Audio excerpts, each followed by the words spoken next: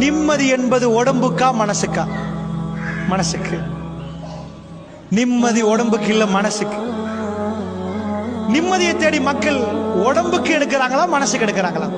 அன்பார்ந்தவர்களே, அதனால வாழ்க்கையில தொழுந்தவங்களுக்கு பிரச்சனை வரும், தஹஜ்ஜுத் தொழுறவங்களுக்கு பிரச்சனை வரும், எல்லாருக்கும் பிரச்சனை வரும். இந்த பிரச்சனை நேரம் கல்புகள் அமைதி பெறணுமா? பிரச்சனை ஓயாது, பிரச்சனை ஓயாது. கல்பு அதை தாங்கணும். பிரச்சனையோட முடிவு சுகமா இருக்கும். நாங்க அல்லாஹ்வை மறுத்து போனா பிரச்சனையோட முடிவு கசப்பா இருக்கு. அல்லாஹ்வுடைய நல்லடியார்களே, இதுதான் நான் சொல்லக்கூடிய விதம். அலா பிதிக்ரில்லாஹி தத்மைனுல் குலூப். அல்லாஹ் சொல்றான், உள்ளங்கள் அமைதி அடைய என்ன செய்யணும்? அறிந்து கொள்ளுங்கள். அல்லாஹ்வை ஞாபகப்படுத்துவதில் உள்ளங்கள் அமைதி பெறுகிறது.